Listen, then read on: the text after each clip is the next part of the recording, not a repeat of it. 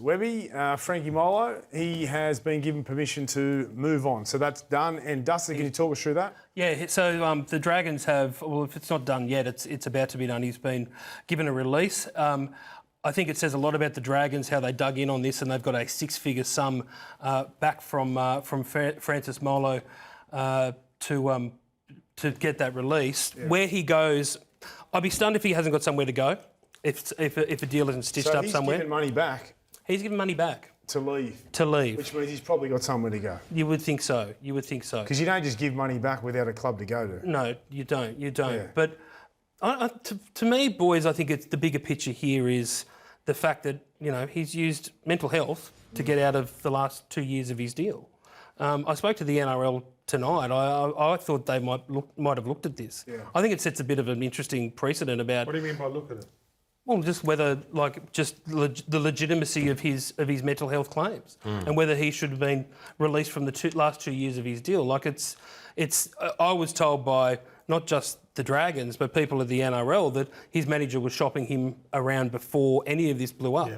So I just think there's... So mental health, it's half a year, like it's at least half a year. Well, he was on sick leave, but they'd also given him advance on some of his pay, so that's why some of that money came back. I'm glad the Dragons, they dug in because they gave early releases to Hunt and Lomax, but to me, it's very, very messy, and I want to see a little bit more transparency around the circumstances which he left the club. It's not the first time, though, Webby. Like, we've had many players over recent years that have used the mental health card to get out of contracts and go to different clubs. I think there's also a concern here, and you can't ignore it. With the Dragons in recent years, there's been a few now, hasn't there, that have wanted to get out of their contracts, and this is just another one. Ben Hunt, Zach Lomax pushed for it last year. There's been others. Even though in all instances they've held their nerve, it's still a concern that players want to leave. Well, the Dragons showed a bit of spine when they made me sit out. If every club does it, it won't become the Players' League. At the moment, it's the Players' League. Whenever a player's dirty, they seem to just be able to walk and break their contract. I don't think it's a Flano thing, though. Like, that's what the easy sort of suggestion is, that Flano's too hard on them, and I know we're going to talk about Ilias in a minute. It was happening before he was. Yeah, well, I mean, Hunt wanted out ever since Anthony Griffin wasn't there. Lomax, you know, he didn't like being put on the wing. I was told by the end of last year he wanted to actually stay, but he couldn't.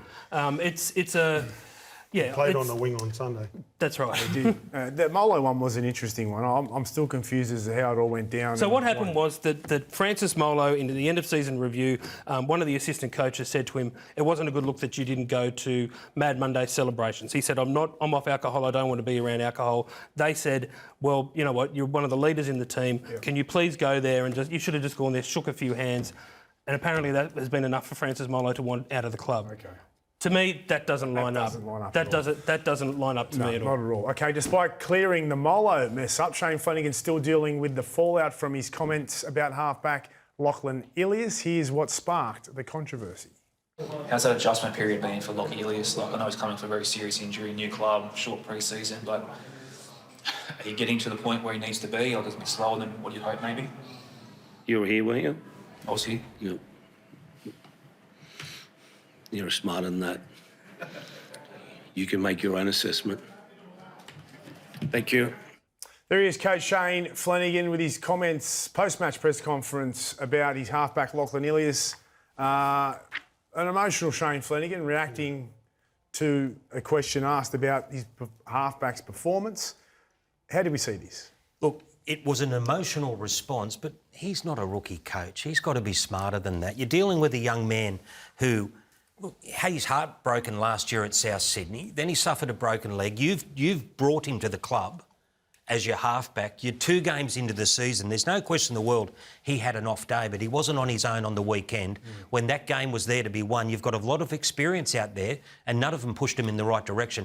Yes, Lockie blew it with that kick when he went cross-field instead of going for the field goal, but I just thought it was pretty ordinary for your coach to hang you out to dry like he did at the press conference. Senior players can take it. Yeah, you're like an old hard. You would have heard a coach say that. I would have heard a coach say that 100 times during my career. You know what though? Not about a rookie. About a young man. He's not a rookie though, is he? He's your very halfback, close, mate.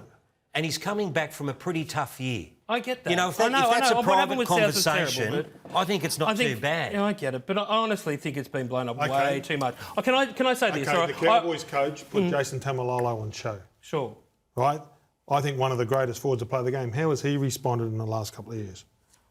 That's one of the greatest players to play up in North Queensland. I don't think that's comparable in this instance, to be honest. So you got to read the room. I think as a coach, sometimes, because like Wayne Bennett, I think something should be said behind closed doors, and Wayne used to rip us. Yeah, sure. But in the media, he tries to keep you away from it, so then the public don't hammer you. I tend to think you do it behind closed doors. I would have given Lockie a spray, told him that he didn't handle the last 15 minutes well enough, told him exactly where he went wrong, tore him a new one. Really, in behind closed doors. I just think, I know what you're saying, I remember being at Olympic Park years ago, and Craig Bellamy got asked about a young Greg Inglis's performance, and he absolutely decimated him in the press conference. Who did you say? What's his name? Yeah, Greg Inglis. Greg Inglis. And he was a young player, though. He's a young player. Yeah, but it's Greg. Okay. I get it. And look, I spoke to Flano today. I understand that he regrets saying it as he did. Yeah. He didn't apologise to him. He just said, look, mate, I've got your back. I know you've got 10 days before you play again. I'll tell you what he did. He doesn't need to apologise to him. But what he did is he put a bullseye on his halfback, right? And a young half who is struggling with his confidence and belief, and that is everything. Not in our game, it's everything. In sport, it's everything. But in particular for halves, So he's brought him there. He's trying to build him up. He's trying to make him their 7. They've just lost the game by 1 point. He didn't do his job, but a lot of them didn't do their job. That's exactly And right. he's put a bullseye on him, and he's singled him out as a young half. I just think it's not going to help him. It's not going to help Flano. I don't reckon he's singled out. He was asked specifically about him. But you manage Lockie. Yeah. Okay, so tell us how he was after the game and how he responded. Devastated, knew what he'd done wrong, knew he didn't take the game by the scruff of the neck, knew he should have went for a field goal, inside shoulder tackle on Walker. We walked through the whole thing. He got sprayed by Flano, and he's fine with that. He understands that. He's a grown boy, man. But the public thing's different, and I know that feeling because I've been there, and a lot of other halves have. When you're older and more experienced, played rep footy, and you can handle yourself, and you're a man, and you're at the top of your game, and you know what? You don't give a shit what anyone says. Yeah. But when it's your own coach, and you are going through a patch, you're not quite there yet, and you want your coach to believe in you and to back you and criticise you, but tell you where you went wrong, be constructive. Do it behind closed doors. I just think, it doesn't matter whether it was Lockie or 5 or 6 other halves in the comp. Have you asked for a release yet, or where you're at? In a serious note, though, like you bring up the English thing